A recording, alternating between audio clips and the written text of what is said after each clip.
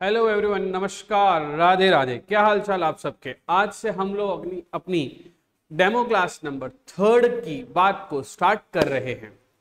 Cost of capital चल रहा है। कॉस्ट ऑफ कैपिटल में हमने कॉस्ट ऑफ कैपिटल का इंट्रोडक्शन पढ़ लिया। कॉस्ट ऑफ कैपिटल के इंट्रोडक्शन पढ़ने के बाद में हमने के डी पढ़ लिया, के पी पढ़ लिया, that is cost of debenture and cost of preference share. अगर आप लोग इस वीडियो को सबसे पहली बार देख रहे हैं तो ध्यान रहे, आपको कुछ नहीं समझ में आएगा। इसको समझने से पहले आपको demo lecture number 1, demo lecture number 2 देखना पड़ेगा, जहां पर हमने बात करी है कॉस्ट ऑफ डिबेंचर की और कॉस्ट ऑफ प्रेफरेंस शेयर की और इस पर्टिकुलर टॉपिक के बेस की। तो हम लोग स्टार्ट कर रहे हैं अपनी बात को कॉस्ट ऑफ इक्विटी शेयर से। सबसे पहली बात, पहले वाले लेक्चर का थोड़ा सा रिवीजन अगर मैं आपको करवा दूं तो 5 मिनट के अंदर मैं फटाफट से आपका रिवीजन करवा देता हूं। सबसे पहले हमने पढ़ा cost of capital. Cost of capital में हमने पढ़ा कि कॉस्ट ऑफ कैपिटल होता क्या है, क्यों हम लोग कॉस्ट ऑफ कैपिटल चैप्टर को पढ़ रहे हैं। इसको पढ़ने के लिए हमने देखा था कि it is not an isolated study, it is a combined study. Why it is a combined study? क्योंकि जब तक हम लोग कैपिटल स्ट्रक्चर वाले चैप्टर को और लीवरेज वाले चैप्टर को नहीं पढ़ लेते तब तक हम एक डिसीजन नहीं ले पाएंगे कि whether to take fundings from debenture और इक्विटी, और क्योंकि वहां पे हमें ईपीएस और एमपीएस निकालना सीखना है। यहाँ पे सिर्फ केई और केपी और केडी दैट इज रेट निकल रही है, कॉस्ट निकल रही है। उसके अलावा हमें रिटर्न वाले चैप्टर को भी पढ़ना होगा, जिसमें हम देखेंगे कि रिटर्न कितना मिल रहा है। तो जब हमें पता चलेगा कि हमने जितना खर्चा किया और हमें जो रिटर्न मिल रहा है उसमें हमारा रिटर्न अगर खर्चे से ज्यादा है तो हम एक्सेप्ट करेंगे, रिटर्न अगर खर्चे से कम है तो हम एक्सेप्ट नहीं करेंगे।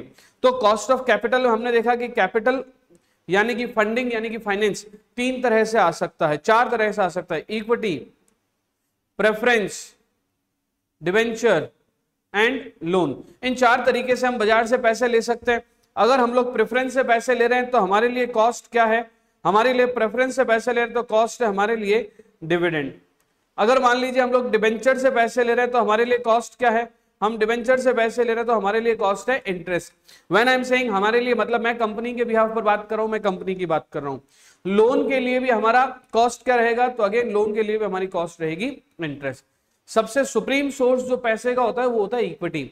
आज की तारीख में बाजार में जितने भी लोग फंडिंग्स ले रहे हैं, फाइनेंस ले रहे हैं, वो ज्यादातर लोग पैसा इक्विटी, प्रेफरेंस, डिबेंचर या लोन में से इक्विटी से ज्यादा पैसा ले रहे हैं। सर इक्विटी से ज्यादा पैसा क्यों ले रहे हैं? क्योंकि इक्विटी एक ऐसा सोर्स है जो कि कंपनी के लिए लेस रिस्की होता है। लेस रिस्की क्यों होता है सर? क्योंकि आपको उसमें इंटरेस्ट पे करना नहीं है। Being a company you don't have to pay interest to your shareholder. बजाय आपको क्या पे करना है? डिविडेंड पे करना है। सर डिविडेंड अगर पे करना है तो हमें पे करना तो पड़ेगा ना। डिविडेंड हम तब पे करते हैं जब हमारे पास प्रॉफिट होता है। सर अगर हम लोग किसी से पैसा लेकर अगर प्रॉफिट नहीं कमाएंगे तो, अरे भैया ऐसा नहीं है कि कोई चेक नहीं है, सेबी है आगे। अगर आपने इक्विटी बाजार से पैसा लिया है तो शेयर मार्केट को हैंडल करने वाला सेबी है, वो आपसे क्वेश्चन रेज कर लेगा। एक्सचेंज है, board Bombay stock exchange, national stock exchange, वो आपसे क्वेश्चन रेज कर लेगा। अल्टीमेटली आपको पैसा कमा के तो शेयर होल्डर को देना ही है, लेकिन आपके ऊपर इस तरह का बर्डन नहीं है कि आपको हर साल पैसे देने इंटरेस्ट के रूप में या प्रेफरेंस डिविडेंड के रूप में। आप पैसा तभी दोगे इक्विटी शेयर होल्डर को जब आपकी कंपनी ने पैसा कमाया है।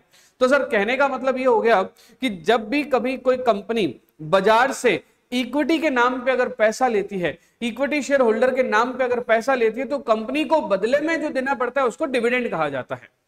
कंपनी जो बदले में पैसा दे रही है उसको डिविडेंड कहा जाता है, क्योंकि कंपनी आपको डिविडेंड के रूप में पैसा दे रही है तो कंपनी के लिए वो डिविडेंड कॉस्ट हो गई। से फॉर एग्जांपल मेरी कंपनी के ये इक्विटी शेयर होल्डर्स मेरे हाथ में पड़े हैं। आप आए मेरे पास में और बोला कि सर मुझे भी आपकी कंपनी का दीपक केवलिया ग्रोसरी लिमिटेड का शेयर परचेस करना है। मैंने कहा ला भैया 1000 रुपए का शेयर है, आपसे मैंने 1000 रुपए ले लिए, आपको ये शेयर पकड़ा दिया, आप मेरी कंपनी के क्या बन गए? शेयर होल्डर बन गए। अब साल जब खत्म होगा तो मैं देखूंगा कि मेरे पास प्रॉफिट कितना, उस प्रॉफिट में से मेरा डिविडेंड कितना, वो डिविडेंड में आपको अपने जेब से, अपने कंपनी की पॉकेट से वो डिविडेंड, मान लीजिए मैं 10% डिविडेंड दे रहा हूं, तो देखिए मैं आपको ये 100 रुपए का नोट आपको पकड़ा रहा हूं, ये मैं आपको क्या दे रहा हूं? डिविडेंड। अब देखिए मेरी बात सुनिए, आपने मेरे से शेयर कितने में लिया था? 1000 रुपए में। मैंने आपको डिविडेंड कितना दिया? 100 रुपए। तो कंपनी के लिए वो 1000 रुपए लेने का खर्चा 100 रुपए हो गया हर साल। This is cost for company. तो यही चीज मैं आपको, जेब में पैसा वापस रख देता हूं, यही चीज मैं आपको समझा रहा हूं कि कॉस्ट ऑफ कैपिटल है क्या। यहां पे हम लोग कॉस्ट ऑफ कैपिटल की बजाय क्या पढ़ रहे हैं? Cost of equity capital. और कॉस्ट ऑफ इक्विटी कैपिटल कहता है कि जितना आपने पैसा लिया है उसके बदले में जो आप पैसा दे रहे हो वो आपके लिए क्या है, डिविडेंड है, वो आपके लिए क्या है, डिविडेंड है, राइट। तो सॉरी, कंपनी आपके लिए डिविडेंड है, कंपनी के लिए क्या है, कॉस्ट ऑफ कैपिटल। तो बस कॉस्ट ऑफ कैपिटल हम पढ़ना शुरू करते हैं, जिसे हम लोग कहेंगे KE। पिछले लेक्चर में आपको प्रेफरेंस, डिविडेंड और लोन मैंने आपको पढ़ा दिया था। अभी इस लेक्चर में हम लोग अपनी बात को स्टार्ट कर रहे हैं कॉस्ट ऑफ इक्विटी को। सबसे पहली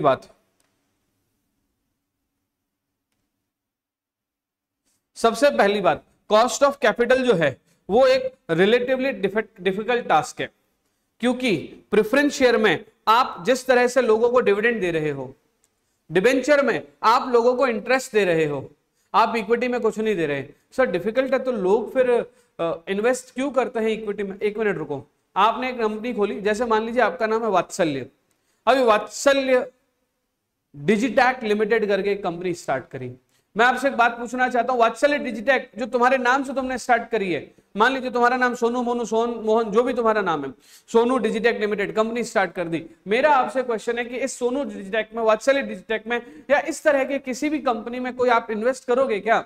नहीं। आप किसी नॉन कंपनी में, किसी रेप्यूटेड कंपनी में, कि उस कंपनी के डेटा को देखकर, नॉन रेप्यूटेड भी अलग बात है भैया, उसके डेटा को देखोगे, आप देखोगे कि उसके शेयर के भाव क्या बढ़ रहे हैं, क्या आपने जो पैसे लगाए हैं वो पैसे के भाव बढ़ रहे हैं क्या, ये सब चीजें सोच समझ कर आप पैसा दोगे। ऐसा थोड़ी कि आप ऐसे ही चलेगा और पैसे दे दिए आपने, नहीं दोगे आप पैसे।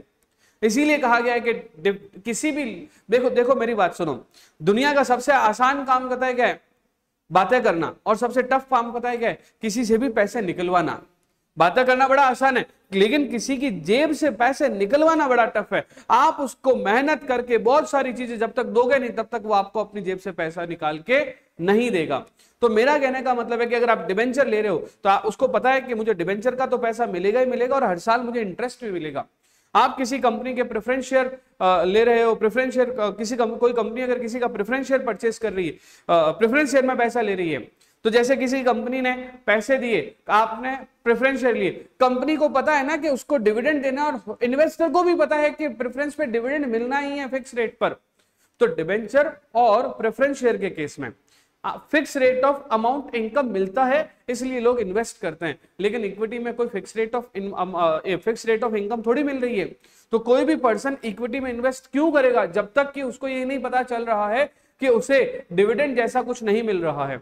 हाँ, मैं आपको कहूं कि इस कंपनी के भाव बढ़ने वाले हैं तो आपका पैसा इंक्रीज होने वाला है, इसलिए आप इन्वेस्ट करोगे। लेकिन as far as equity is concern, दुनिया से पैसा निकालना बड़ा टफ है। आपको बहुत सारे प्रोजेक्शंस देने होंगे, बहुत सारे सपने दिखाने होंगे, तब जाके आपकी कंपनी में कोई व्यक्ति पैसा इन्वेस्ट करेगा। बोले यस सर कि नो सर? राधे राधे। बात को स्टार्ट करते। These shares nor any legal obligation to pay dividend on them. Again मैं वही कह रहा हूं कि इस तरह के शेयर्स में डिविडेंड पे करने का कोई लीगल ऑब्लिगेशन भी नहीं होता है, इसलिए इन्वेस्टर से पैसे निकलवाना थोड़ा सा टफ मामला है। It does not mean that equity share capital is cost free. ऐसा मतलब तो नहीं है कि इक्विटी की कोई कॉस्ट नहीं है। हाँ, इक्विटी के बदले में डिविडेंड तो देना पड़ेगा, कितना ये नहीं पता। उसके बाद में इसने बोला कि जो पैसा शेयर होल्डर को मिल रहा है, जो डिविडेंड शेयर होल्डर को मिल रहा है, वो कंपनी के लिए KE है, कॉस्ट ऑफ इक्विटी है। सर ये कॉस्ट ऑफ इक्विटी कितने मेथड है करने के? तो देखिए मैं आपके सामने हाजिर हूं एक चार्ट लेकर कॉस्ट ऑफ इक्विटी के मेथड के साथ। कॉस्ट ऑफ इक्विटी का जो पहला मेथड है उसका नाम है बच्चा CAPM मॉडल। क्या नाम है? CAPM model. ये एक स्टैटिस्टिकल मेजर है, स्टैटिस्टिकल मेथड है, जिसमें बोल रहा है कि KE equals to RF plus RM minus RF multiplied by beta. आप देखना मैं इसको ग्रीन कर रहा हूं आप लोगों के लिए। This is the formula of CAPM method. RF plus RF minus RF multiplied by beta, this is KE। दूसरा है dividend yield method. Dividend yield method क्या है? डिविडेंड के आधार पर शेयर प्राइस कॉस्ट डिसाइड हो रही है।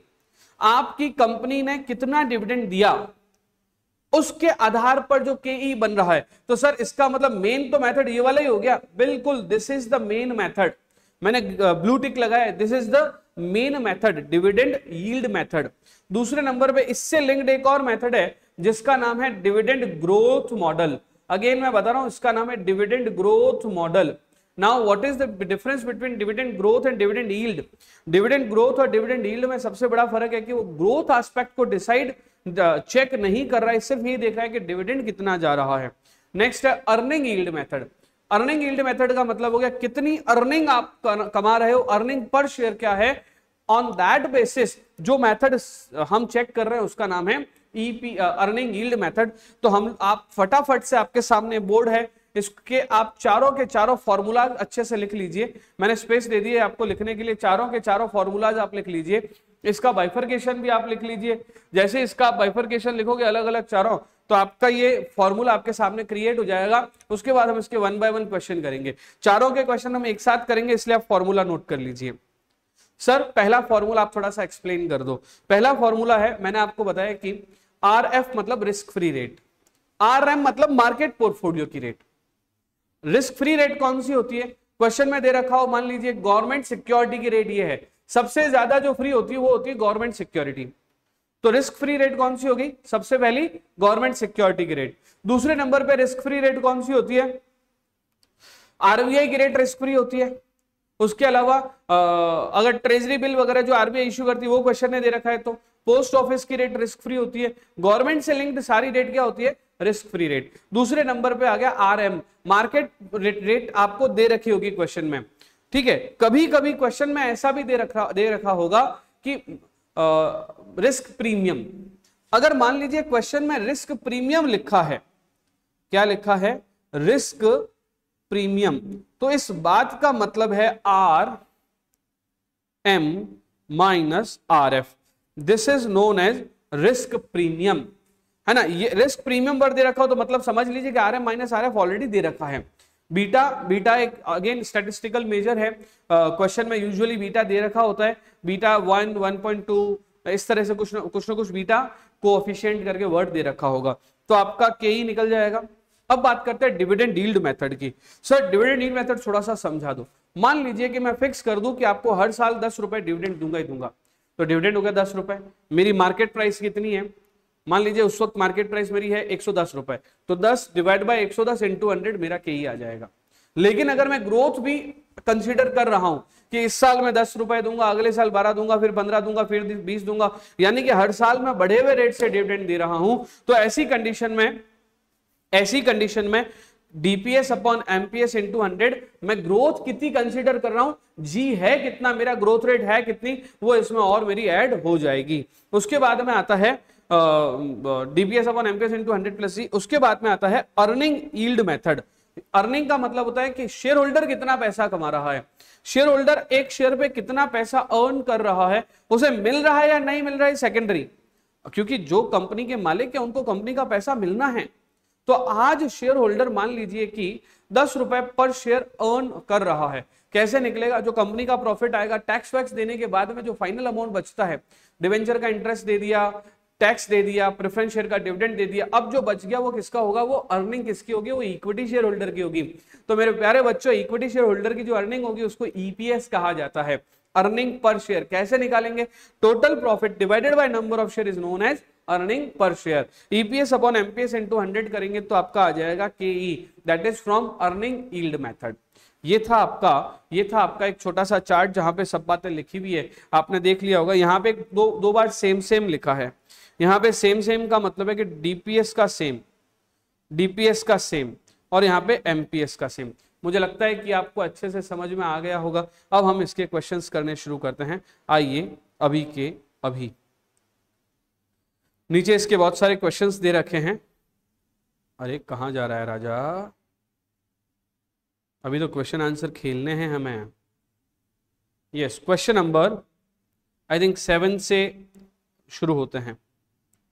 यस, 7 से शुरू होता है। आइए, दिस इज क्वेश्चन नंबर 7।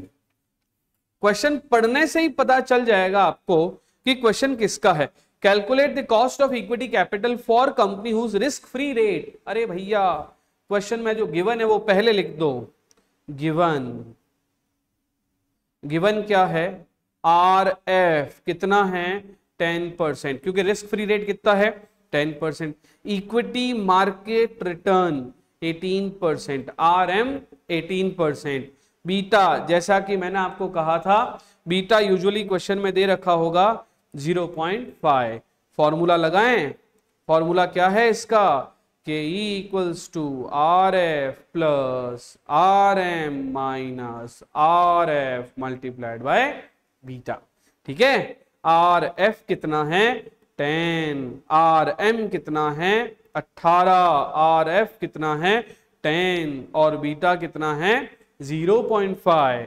अगर टोटल देखेंगे तो 10 प्लस 18 माइनस 10 गए तो आ गए आपके 8, इंटू कर दिया हमने 0.5 तो आ गया 10 प्लस 4। कैसा लग रहा है बेटा? बहुत अच्छा लग रहा है सर, इतना इजी। और मैं आपको एक बात बता देता हूं, ओपन चैलेंज पूरा देश सुन रहा है कि अगर R M minus R F और बीटा वाला क्वेश्चन आया, CAPM मॉडल का क्वेश्चन आया तो इतना इजी ही आएगा।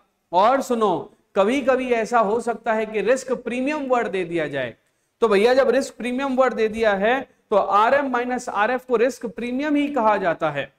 तो डायरेक्टली 8 दे रखा होगा रिस्क प्रीमियम, 0.5 तो है ही है, 10 तो है ही है, सीधा आंसर। सर इतना इजी? यस, इतना इजी।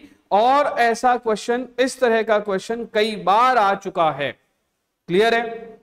सर मुझे आप बताओ कि ये केई आफ्टर टैक्स है कि बिफोर टैक्स है? दिस इज केई आफ्टर टैक्स, क्योंकि जब भी हम प्रेफरेंस और इक्विटी का करेंगे तो आफ्टर टैक्स निकलेगा, राइट। लेकिन अगर हम डिबेंचर का करते हैं तो आफ्टर टैक्स के लिए हमें I1 माइनस टी करके करना पड़ेगा। अब एक बार मैं आपको बिफोर टैक्स का भी बता देता हूं, केई बिफोर टैक्स। क्वेश्चन में टैक्स की रेट नहीं दे रखी तो मैं 50% मान लेता हूं, ठीक है। तो क्या हो जाएगा 14 इंटू 1 माइनस टी, तो 14 डिवाइड बाय 1 माइनस टी आ गया 0.5, तो यह आ गया 28%। दिस इज केई बिफोर टैक्स, दिस इज केई before tax. Hold your hearts और मान के चलो कि इतना टफ नहीं है। मैं आपको फिर से एक बात बता देता हूं, जब हम CA, CS, CMA इस तरह के कोर्सेज करते हैं ना, तो ये बहुत ज्यादा टफ नहीं रहता है, ये बहुत ज्यादा टफ नहीं रहता है। ट्रस्ट मी, ये एकदम इजी चलेगा मामला इसका, ठीक है। चलिए आइए क्वेश्चन नंबर 8 की तरफ। क्वेश्चन नंबर 8 क्या कह रहा है? SK limited has issued 20,000 equity share of rupees 100 each. ठीक है, SK लिमिटेड ने 20,000 इक्विटी शेयर 100 रुपए वाले दिए and fully paid up. Present market value is 160 पर share. The company has paid a dividend of rupees 8 पर शेयर।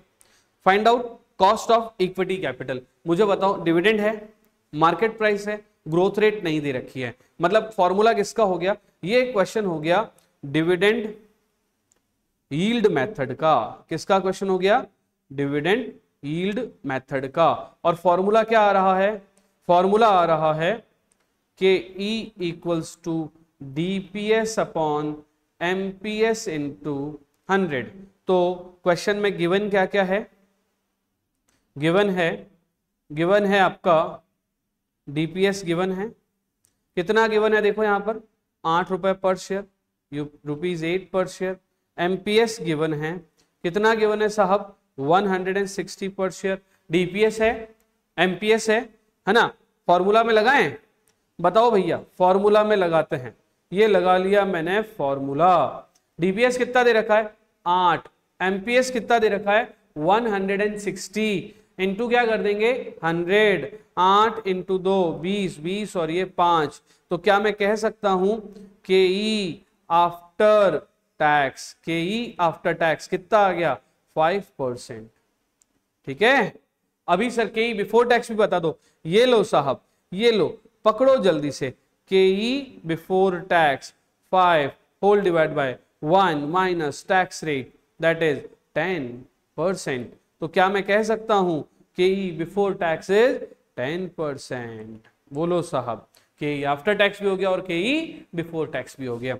ये हो गया हमारा डिविडेंड यील्ड मेथड। आपको मैंने 2 मेथड बताए, फटाफट से इसको नोट कर लीजिए। मैंने आपको 2 मेथड बताए। पहला डिविडेंड, पहला मैंने बताया CAPM मेथड, जो भी हमने यहाँ पे बड़े अच्छे तरीके से किया था। दूसरे नंबर पे हमने यहाँ पे देखो, यहाँ पे ये गिवन था वो लिख दिया, गिवन के बाद में हमने क्या बोलते हैं इसको, बाकी वाली चीजें लिख दी, और इस तरह से हमारा पूरा जो है वो कंप्लीटली हमने डिविडेंड मॉडल भी कर लिया। तो आपको नहीं लगता अगला डिविडेंड ग्रोथ का करना चाहिए हमें? तो मैं देख लेता हूं अगला क्वेश्चन, क्वेश्चन नंबर 9।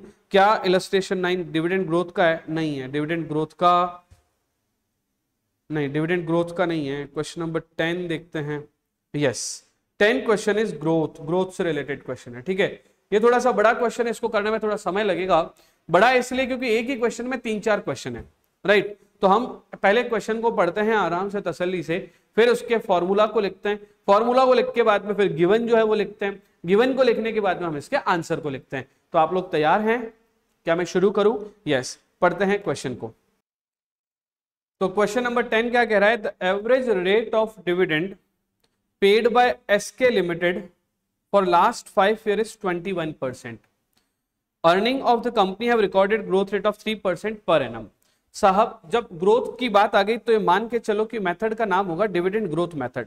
तो हम लोग इसके फॉर्मूला को लिख देते हैं, डिविडेंड ग्रोथ मेथड के फॉर्मूला को, KE equals to DPS upon MPS into 100 plus G। अब हम लोग देखते हैं कि क्वेश्चन में गिवन क्या क्या है। तो सबसे पहले क्वेश्चन में गिवन है हमारा डिविडेंड। डिविडेंड कितना गिवन है? D equals to 21%।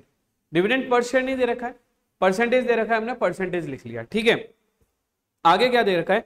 Growth rate G equals to, growth rate is equals to 3% per annum.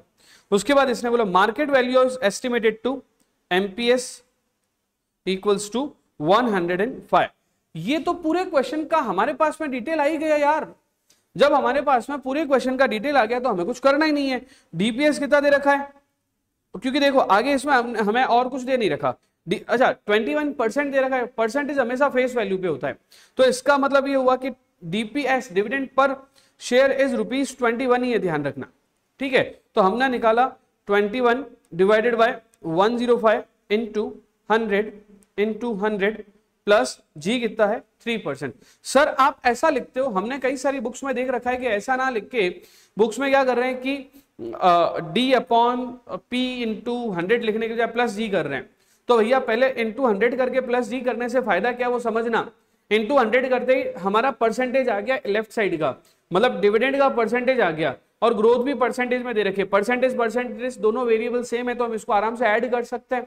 लेकिन अगर हम लोग क्या करेंगे, अगर D अपॉन P करेंगे तो पॉइंट्स में आएगा। अच्छा, G भी है वो परसेंटेज में दे रखा है, उसको पॉइंट्स में कन्वर्ट करना पड़ेगा। तो पहले हम G को पॉइंट्स में कन्वर्ट करें, फिर यहाँ पे पॉइंट्स में आंसर आ रहा है, दोनों पॉइंट को ऐड करके इंटू 100 करके हम परसेंटेज में निकालें। उससे बेटर इस फॉर्मूला को लगा लो ना, तो ऑलरेडी हमें परसेंटेज में ही आंसर आएगा। ठीक है, तो ये आ गया 5 5 20 20 और 2 30 23 23% आंसर आ गया। तो इसका मतलब हमारा KE क्या हो गया? 23%। This is our first answer, यहां तक का। Find out cost of equity capital. ठीक है, हमने किसका निकाला? A का आंसर निकाल लिया, A का। तो क्या मैं कह सकता हूं ये A का आंसर है, KE इक्वल्स टू 23%। अब हम बढ़ते हैं B की तरफ। Determine the estimated market price of equity share if the anticipated growth of the firm rises to 5%, मतलब 5% तक बढ़ जाए। बाय नहीं लिखा है, राइज बाय 5% लिखा हुआ होता तो हम क्या करते? 3 + 5, ये बोला राइजेस टू 5 तक बढ़ गया। तो इसका मतलब ये जो हमारा क्वेश्चन है अगला वाला, इसमें और इसमें क्या फर्क है? सिर्फ इतना सा। क्वेश्चन नंबर B कह रहा है कि what if G is determine the market price of G is 5%। तो बस इसी को ही हम वापस कर लेंगे। कैसे करेंगे वापस इसको? इधर देखिए, 21 अपॉन 105 इंटू 100 प्लस G का 5। तो आंसर क्या आ गया? 20 + 5 दैट इज 25%। क्या मैं कह सकता हूं कि KE इक्वल्स टू 25% है? क्या है? KE equals to 25%। किसका आंसर आया? ये B का। किसका आंसर आया है? ये B का। यस सर कि नो सर? Yes sir. अभी अपन लोग आ जाते हैं हम लोग C में। If the companies cost of capital is 20% and anticipated growth rate is 5%, determine the market price of share assuming the same dividend per share. तो actually ऐसे क्वेश्चन में इन्होंने क्या बोला, मैं इसको इधर वाली साइड में ही साथ में ही कर लेता हूं, है ना। क्या बोला, अच्छा मैं नीचे ही करना पड़ेगा एक बार, अपन इसको अपन लिख देते हैं क्वेश्चन को, तो नीचे करने में आसानी रहेगी। इफ द केई, ये सी हो गया, केई कितना है 20%, कॉस्ट ऑफ कैपिटल 20% दे रखा है, एंटीसिपेटेड ग्रोथ रेट इज 5, तो जी क्या हो गया 5%। Determine the market price of share, ओहो अब निकालना क्या है, मार्केट प्राइस पर शेयर, है ना। और डिविडेंड ये बोल रहा है कि सेम है, ये अज्यूम करो कि डिविडेंड 21 हो तो निकाल देवे एमपीएस। तो पहले फॉर्मूला लिखते हैं, इसमें मिसिंग फ्रीक्वेंसी वाला, मिसिंग फिगर वाला क्वेश्चन हो गया। फॉर्मूला क्या होता है, K E equals to DPS upon MPS into 100 plus G. ठीक है, तो अभी क्या हो जाएगा, के ई दे रखा है परसेंटेज में, तो मैंने लिखा के ई कितना है 20 इक्वल्स टू, ठीक है, डीपीएस दे रखा है अगेन 21, एमपीएस हमें निकालना है, एमपीएस हमें निकालना है इनटू 100 प्लस जी हमारे को दे रखा है 5%। जब यहां पे परसेंटेज हटा दिया तो यहां पे हम 100 भी सीधा सीधा हटा सकते हैं। ठीक है, तो क्या बन गया, एमपीएस इक्वल्स टू, आगे पीछे करने के बाद 21 अपॉन 20 माइनस 5%,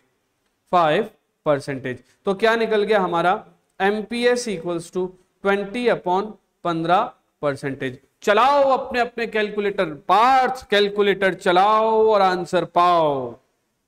देखिए मैं कृष्ण रूपी आपके सामने हाजिर हूं सारथी बनकर, आपको पार्थ रूपी अर्जुन रूपी चलाने पड़ेंगे क्या, कैलकुलेटर पे तीर, और एमपीएस आ गया 140।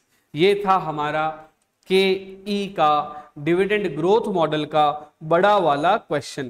पहले इसको पॉज करके नोट कर लो, इसको पॉज करके नोट कर लो, अभी आप लोग सी क्वेश्चन को भी पॉज करके नोट कर लो। ये आपके सी का आंसर हो गया। बेटर क्लैरिटी के लिए लिख देता हूं, सी का आंसर ये है। क्लियर है, चलिए अब हम लोग आगे बढ़ते हैं, तो आ जाते हैं हम लोग क्वेश्चन नंबर 9 की तरफ। कहां आ जाते हैं, 9 की तरफ। 9 क्वेश्चन जो है वो हमारे 4th वाले मॉडल का है, जिसका नाम है अर्निंग यील्ड मेथड। क्या नाम है इसका, earning yield method. Earning yield method का क्वेश्चन है, पहले क्वेश्चन पढ़ लेते हैं। S K limited has issued 1000 equity shares of ₹100 each. Number of share कितने हैं, 1000। कितने का एक है, 100 रुपए का। As fully paid up. If it has earned a profit of ₹10,000 after tax. Profit कितना कमाया, अर्निंग कितनी हो गई, 10,000 रुपए। The market price of this share is 160। Market price दे रखी है। Find out cost of equity capital before and after tax assuming a tax rate of 50%। Sir एक बार थोड़ा सा बता दीजिए ना, पास होने के गुर क्या है। जो मैंने आज पढ़ाया वो आज ही रिवाइज कर लो, जो मैं कल पढ़ाऊंगा उसको कल रिवाइज कर लेना। 7 दिन का इकट्ठा हो जाए तो 7-7 दिन का एक साथ रिवाइज कर लेना। मैं CS दीपक केवलिया आप लोगों को प्रॉमिस करता हूं कि अगर आपने आज का आज पढ़ लिया, 7 दिन का पूरा होने के बाद 7वें दिन का 7 दिन का रिवाइज कर लिया, मंडे टू सैटरडे पढ़ रहे हो, संडे 7 का रिवाइज कर रहे हो, अगले मंडे टू फ्राइडे फिर पढ़ रहे हो, फिर 7 का रिवाइज कर रहे हो, साथ रात अगले वाले संडे को पिछले वाले संडे का जो पढ़ा था उसको भी रिवाइज कर रहे हो। इस तरह से रिवाइज और पढ़ाई करके कंसिस्टेंसी रखोगे तो ध्यान रहे आपको फेल होने से कोई नहीं रोक सकता, क्योंकि पास होने की एक ही टेक्निक है, कंसिस्टेंसी और कंसिस्टेंसी। चलिए तो इलस्ट्रेशन 9 की तरफ हम लोग बढ़ते हैं। ईपीएस मॉडल हम लोग पढ़ रहे थे। ईपीएस मॉडल का सबसे पहले मैं फॉर्मूला लिख देता हूं, के ई इक्वल्स टू ईपीएस या अर्निंग यील्ड कुछ भी बोल सकते हो, EPS divided by MPS into 100। अभी क्वेश्चन में गिवन क्या है, क्वेश्चन में गिवन है एमपीएस मार्केट प्राइस पर शेयर, कितना गिवन है 160, लेकिन क्वेश्चन में ईपीएस दिया हुआ नहीं है। तो मुझे बताओ अर्निंग पर शेयर की अर्निंग कैसे निकलेगी। तो आपको पता होना चाहिए अर्निंग है कितनी। तो साहब आपकी अर्निंग है 10,000, प्रॉफिट आफ्टर टैक्स कितना है 10,000, ठीक है, तो मैं पहले आपको ईपीएस का इस क्वेश्चन के हिसाब से फॉर्मूला बता देता हूं, profit after tax divided by number of share. भैया टोटल मिला के 10,000 कमाए, 10 लोगों में बांटने हैं, तो 10,000 डिवाइड बाय 10,000 रुपए पर पर्सन का हो गया ना। ठीक उसी तरह से टोटल मिला के कमाए 10,000, जो 1000 शेयर होल्डर में बांटने हैं, तो कमाए 10,000 बांटे जाएंगे 1000 शेयर होल्डर में, तो आपका ईपीएस आ गया 10। ईपीएस कितना आ गया 10। तो फॉर्मूला क्या हो गया 10/160 इंटू 100। तो आंसर क्या आ गया, चलाओ पार्थ कैलकुलेटर चलाओ। ठीक है, ये देखिए 10 डिवाइड बाई 160 इंटू 100। ओहो, ध्यान रहे जब अपन इससे क्या चलाते ना, ये मोबाइल से अगर चलाते ना तो पार्थ तीर गलत निशाने में जाएगा, क्योंकि जैसे मैंने लिखा 10 डिवाइड बाय मैंने किया 160 इंटू कर दिया मैंने 100, तो आ गया इंटू कर दिया मैंने 100, तो पता नहीं कुछ ही तो आ रहा है, इसलिए कैलकुलेटर चलाओ। क्योंकि इसमें आपको इक्वल्स टू का साइन अगर नहीं दबाओगे ना आप, जैसे मैंने 10 अपॉन कर दिया 60 इक्वल्स टू का साइन दबाया फिर 100 किया, तो मेरे इसमें आंसर सही आया। पिछली बार 62.5 आ गया था। ध्यान रखना आप मोबाइल का यूज ना करें, क्योंकि मोबाइल का यूज करने के दो अलग अलग नुकसान है। पहला नुकसान कि जब आपके हाथ में मोबाइल है तो कंफर्म है कि थोड़ी थोड़ी देर में आपकी सबसे खास पसंदीदा चीज आपको बार बार याद करेगी, तो इसके लिए आपको मोबाइल को हाथ में लेना ही पड़ेगा। सर हमारे तो कोई पसंदीदा चीज तो है ही नहीं। अरे मेरा कहने का मतलब है रील्स, इंस्टाग्राम और यूट्यूब की रील्स पता नहीं कुछ ऐसी चीज बन गई है जो सब लोग देखते ही रहते हैं, देखते रहते हैं, देखते रहते हैं, है ना। जब आप रील्स देखना शुरू करते हो तो इंस्टाग्राम को भी अपने एआई से पता है कि आपको कौन सी वाली रील दिखानी है, वही वो दिखाएगा, वही वो दिखाएगा। अब जैसे आपको अगर कॉस्टिंग और अकाउंट्स और एफएम और इस तरह के चीजें देखने का शौक है तो आपको एफएम की रील्स ज्यादा दिखाएगा, बजाय इसको आपको वो टाइप की चीजें देखने का शौक है तो आपको वो टाइप की चीजें आती रहेगी बार बार बार बार बार बार, मतलब वो टाइप मतलब जो आपका शौक है वो, है ना। चलिए गलत चीजें नहीं सोच रही, बढ़ते हैं आगे। 6.25 क्या आ गया आपका के ई, क्लियर है। और इस तरह से ये आपका आ गया के ई आफ्टर टैक्स। हम लोग निकालते हैं के ई बिफोर टैक्स। क्या निकाल रहे हैं हम लोग, के ई बिफोर टैक्स। ये देखिए के ई, अरे आजा रे, के ई बिफोर टैक्स कैसे निकलेगा, 6.25 divided by 1 minus tax rate, तो आ जाएगा 6.25 डिवाइड बाय 25, तो आ जाएगा आपका 12.50। आंसर क्या आ जाएगा 12.50। क्लियर है। चलो ये था हमारा कॉस्ट ऑफ इक्विटी। इसी बात के साथ साथ आपको ये बात को जानकर खुशी होगी कि हमने 3 कंप्लीट कर लिए, के ई, के पी और लास्ट वन इज के डी। अब मैं आपको एक लोन का बता देता हूं, के एल का, ठीक है। के L is cost of loan, साथ साथ लिख लीजिए, के L is cost of loan. यानी कि अगर आप फंडिंग ले रहे हो, फाइनेंस ले रहे हो, बाजार से पैसा ले रहे हो, तो इन 3 के अलावा आप लोन से भी ले सकते हो। अगर पैसा अगर आप लोन से ले रहे हो तो लोन के बदले में आपको जो इंटरेस्ट चुकाना पड़ेगा, वो जो इंटरेस्ट रेट है ना, वो इंटरेस्ट रेट अगर मान लीजिए आप आफ्टर टैक्स लिख देते हो, कैसे लिख देते हो, आफ्टर टैक्स, तो यही आपका के एल है। यही क्या बन जाएगा आपका के एल। ध्यान रखना, इंटरेस्ट रेट आफ्टर टैक्स कैसे निकालना है, आय मल्टीप्लाइड बाय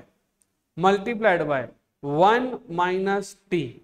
अब क्या हो गया, इंटरेस्ट रेट दे रखी है सपोज 10%, टैक्स रेट दे रखी है 30%, तो 1 माइनस टी आ जाएगा 70, तो 10 इंटू 70% 7.0 आपकी आ जाएगी के एल। यही है आपका आफ्टर टैक्स से निकालना है, इसको ध्यान रखना। के एल हमेशा क्या निकलेगा, आफ्टर टैक्स। क्वेश्चन में के एल बिफोर टैक्स दे रख पूछा हो, मान लीजिए, पूछेंगे कभी नहीं, मान लीजिए के एल बिफोर टैक्स दे रखा हो, अरे भैया आई खुद ही तो है, जो इंटरेस्ट रेट है बिफोर टैक्स ही तो है। 1 माइनस टी करने से हमारा वो आ रहा है, जो के ही है, जो के ही आप के एल जो आपका दे रखा है वो बिफोर टैक्स है। 1 माइनस टी मल्टीप्लाई करने से सीधा क्या हो जाएगा, के एल आफ्टर टैक्स। ठीक है, तो मैंने आपको चारों चीजें बताई, के ई, के डी, के पी, के एल। अब मैं आपको एक मेन पार्ट की तरफ लेके चलता हूं जिसका नाम है WACC, क्या नाम है जिसका? WACC। Now what is the meaning of WACC sir? WACC का मतलब होता है weighted average cost of capital. फर्ज कीजिए, सपोज कीजिए कि क्वेश्चन में नहीं, आपकी एक कंपनी है, आपकी कंपनी ने बाजार से पैसे उठाने थे। आपने सोचा किससे उठाया जाए, प्रेफरेंस से उठाएं कि इक्विटी से उठाएं कि डिबेंचर से उठाएं कि लोन से उठाएं। आप भी बड़े तकलीफ में कि पैसे कहां से उठाएं, हमें तो पता ही नहीं चल रहा है। तो उन्होंने कहा कि बाजार से जो पैसे उठाना है कुछ सब जगह से उठा लो। जैसे इक्विटी से कुछ उठा लिए, प्रेफरेंस से कुछ उठा लिए, डिबेंचर से कुछ उठा लिए, लोन से कुछ उठा लिए। Now the question is company की ओवरऑल रेट क्या है? तो जब किसी कंपनी में सब जगह से फाइनेंस लिया हुआ होता है, इक्विटी डिबेंचर सब जगह से फाइनेंस लिया हुआ होता है, तो ऐसी कंडीशन में उस कंपनी की weighted average cost of capital हम इसलिए निकालते हैं ताकि केई, केपी, केएल वगैरह की टोटल हमें पता चल जाए। मान लीजिए कि जैसे आपने केई आया 10, एक आया 10, एक आया 12, एक आया 13, एक आया 14, 10, 12, 13, 14 को जोड़ के डिवाइड बाय 4 करोगे तो जो रेट आएगी वो एवरेज रेट आएगी सबकी, केई, केपी और केएल और केई, केपी, केएल और केडी की एवरेज रेट आएगी, जो कि सही नहीं है। तो उन्होंने कहा या तो आप ओवरऑल कॉस्ट ऑफ कैपिटल निकाल लो या आप weighted average cost of capital निकाल लो। तो सबसे बढ़िया पूरी कंपनी की जो कैपिटल की जो रेट निकालने का जो मेथड होता है वो होता है WACC, that is called weighted average cost of capital. हम क्या करेंगे, जितने भी इक्विटी, प्रेफरेंस, डिबेंचर है, हम उनको अपना अकॉर्डिंगली वेट दे देंगे। जब हम उनको वेट देंगे, जैसे मान लीजिए कि इक्विटी है 10 लाख की, प्रेफरेंस है 5 लाख का, डिबेंचर भी है 5 लाख का, तो 10, 5 और 5 टोटल मिला के 20 लाख की कैपिटल है। तो 20 लाख में से 10 लाख की इक्विटी यानी कि 50% इक्विटी है, तो इक्विटी को वेट दे दिया 0.5 या 50%। प्रेफरेंस शेयर 5 लाख का है, टोटल 20 लाख की कैपिटल है, तो 0.25 वेट दे दिया, 5 डिवाइड बाय 20, 0.25 वेट दे दिया प्रेफरेंस को। अब ये जो आए हैं वेट आए हैं, अब इस वेट को जब हम कैपिटल से मल्टीप्लाई करेंगे, कॉस्ट ऑफ कैपिटल से, तो जो हमारा अमाउंट आएगा उसे कहा जाएगा weighted average cost of capital. क्या कहा जाएगा? Weighted average cost of capital. तो सबसे पहले क्या करना रहा, तो आओ बच्चों तुम्हें सुनाऊं कहानी weighted average cost of capital की। सबसे पहले आपको लिखना है, सारे स्ट्रक्चर को लिखना है, इक्विटी कितना, प्रेफरेंस कितना, इक्विटी कितना, प्रेफरेंस कितना, और तीसरा क्या होता है, डिबेंचर कितना। फिर लिख दिया आपने कि इक्विटी इतना है, डिबेंचर इतना है, प्रेफरेंस इतना है, इसकी आपको करनी है टोटल।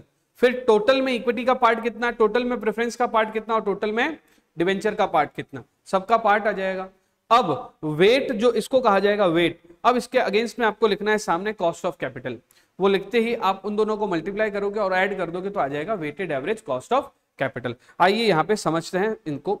सबसे पहले weighted average cost of capital निकालने के स्टेप्स क्या क्या हैं। इन स्टेप्स को अगर आपने अच्छे से समझ लिया तो आपके क्वेश्चंस को गलत करने से कोई रोक नहीं सकता। सर क्वेश्चन किसका आएगा, केई, केडी, केपी, केएल या WACC? WACC का 5 नंबर का अगर वो क्वेश्चन पूछते हैं तो WACC का क्वेश्चन पूछेंगे। हाँ, आपके ऊपर उनकी बहुत ज्यादा अच्छी मेहरबानी होगी तो हो सकता है कि उसमें सिर्फ केई, केपी ही पूछे, बट हाँ ज्यादातर चांसेस है WACC का क्वेश्चन आने के। तो समझते हैं WACC क्या होता है। तो पहले स्टेप समझते हैं, ठीक है। पहले क्या समझते हैं, स्टेप्स। सबसे पहले इन्होंने बोला computation of specific cost of various sources, it has already been explained in the preceding pages of this chapter. अरे भैया ये कह रहे हैं कि पहले आप केई, केपी, केएल और केडी निकाल लो, जो हमने इतने टाइम से डिस्कस किए हैं। हमारे 3rd लेक्चर है, हमने 2 लेक्चर में पहले सीखा है कि केई कैसे होगा, केपी कैसे होगा, केएल कैसे होगा। वो आने के बाद में मेरे दोस्तों हमें देखना होगा स्टेप नंबर 2 में assign the weight of each type of fund. अब इसने बोल तो दिया कि वेट लगाओ, वेट निकलेगा कैसे, ये देखिए वेट का ये फॉर्मूला मैंने दे रखा है। वो काला करने की बजाय मैं इसको ऐसे करके मार्क कर देता हूं, ये मार्क कर दिया मैंने। देखो वेट कैसे निकलेगा, जैसे आपके इक्विटी शेयर का अमाउंट यहाँ पे दे रखा है और टोटल अमाउंट यहाँ पे दे रखा है, तो वेट कैसे निकलेगा, इक्विटी का वेट कैसे निकलेगा, इक्विटी का amount divided by total amount, ये इक्विटी का वेट निकल गया। जैसे प्रेफरेंस का वेट कैसे निकलेगा, प्रेफरेंस शेयर का ये वाला अमाउंट डिवाइड बाय टोटल कर दिया। यानी कि मैं ऐसा बोल सकता हूं कि मैं आपको फ्लो चार्ट बना के बताता हूं, आपको अच्छे से समझ आएगा। मैं ऐसा कह सकता हूं, एक मिनट आ जा रे, जैसे this one divided by this one, तो ये आ जाएगा। फिर this one divided by this one, तो ये आ जाएगा। This one divided by this one, तो ये आ जाएगा। मतलब कि जो अमाउंट डिवाइडेड बाय टोटल, तो हमारा वेट आ जाएगा। ये हमारा स्टेप नंबर 2 हो गया। स्टेप 1 क्या है, के ई के डी के पी वगैरह निकालो। स्टेप 2 क्या है, इसके वेट निकालो। और इन दोनों को जब मल्टीप्लाई करेंगे तो यहाँ पे 3 फिगर आ जाएंगे। इन तीनों की जो टोटल होगी वो परसेंटेज में होगी और वही आपका आंसर होगा। सर हमने तो कहीं पे समझा है कि कुछ पॉइंट्स में लिखते हैं, कुछ परसेंटेज में लिखते हैं। मेरी बात सुनो, जो के आया है, के ई के पी और के डी जो आया है वो आएगा आपका परसेंटेज में, ये आएंगे आपके पॉइंट्स में। ठीक है, परसेंटेज को पॉइंट्स से मल्टीप्लाई करोगे तो भी परसेंटेज ही रहेंगे, और यहां पर जो टोटल आएगी वो भी आएगी परसेंटेज में। तो इससे जो टोटल WACC आ रहा है वो परसेंटेज में आएगा। और ये सबसे इजी सोर्स है, ध्यान रखना, क्योंकि अगर आप किसी भी और तरीके से करते हो ना, क्योंकि पता है क्या प्रॉब्लम कहां आती है, मैं आपको समझाता हूं।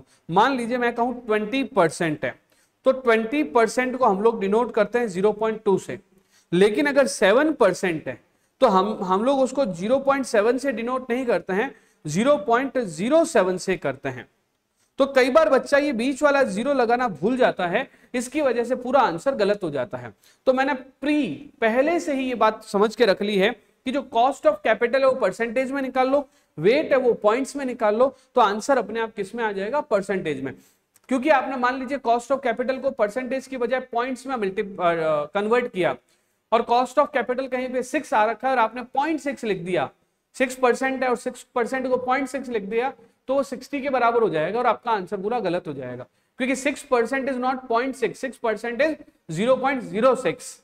और यहीं पे हम लोग कई बार गलतियां कर देते हैं, ऐसी गलतियां आप ना करो, इसके लिए मैंने आपके लिए ये चीजें पहले से ही बता के आपको रख ली है। तो ध्यान रहे। अरे डस्टर आजा, बोर्ड को साफ कर आजा। ठीक है, फटाफट से इसको पढ़ लीजिए, इसके हम लोग क्वेश्चंस करेंगे अभी, है ना। पहले मैं आपको एक बार बता देता हूं कैसे मेंशन कर रखा है। नोट्स आपको अगर मिल गए हैं तो ठीक, नहीं तो मिल जाएंगे। ये W है, स्टार लगा हुआ है, W के आगे स्टार लगा हुआ है, ये वेट का है। ये देखिए, ये हैशटैग लगा हुआ है, ये COC का है। कॉस्ट ऑफ कैपिटल कैसे निकलेगा, ये डबल हैशटैग लगा हुआ है, ये वेट इंटू COC का है। क्लियर है, ये किसका है, वेट इंटू COC का। यहां तक हम लोग पढ़ते हैं। इसके क्वेश्चन हम लोग इसके क्वेश्चन करेंगे नेक्स्ट वाले पार्ट में। बट इससे पहले मैं आपको बता देता हूं, इसमें 2 तरह के वेट होंगे, एक तो बुक वैल्यू वेट और एक मार्केट वैल्यू वेट। अगर क्वेश्चन बुक वैल्यू वेट का है तो बड़ा ही मजा आ जाएगा, कोई ज्यादा तकलीफ वाली बात नहीं है। प्रॉब्लम तब होगी जब मार्केट वैल्यू वेट निकालना हो, क्योंकि पहले आपको पूरे स्ट्रक्चर को मार्केट वैल्यू में कन्वर्ट करना होगा। बुक वैल्यू का मतलब क्या होता है, जैसे 10 रुपए का शेयर है, 10 रुपए का बुक्स में लिखा है, लेकिन 10 रुपए का शेयर है, 15 रुपए लिखा हुआ है, तो बुक वैल्यू मार्केट वैल्यू हो गई उसकी 15 रुपए। क्लियर है, तो 15 रुपए के हिसाब से आपको शेयर्स को बदलना पड़ेगा मार्केट वैल्यू में, नया स्ट्रक्चर बनाना पड़ेगा, फिर आंसर होगा। लेकिन चिंता की कोई बात नहीं है, मैं हूं आपके साथ। जब हम मार्केट वैल्यू वेट के क्वेश्चन करेंगे, करने से पहले मैं आपको समझा दूंगा, ताकि आपको पता चल जाएगा कि MB वेट वाला कैसे होता है। बुक वैल्यू वेट वाला मैंने आपको बता दिया है, जब हम मार्केट वैल्यू वेट वाला करेंगे तो आपको वो भी अलग से बता दूंगा। ठीक है, थैंक यू सो मच। अगले वीडियो में हम लोग WACC के क्वेश्चंस करके चैप्टर को कंप्लीट करेंगे।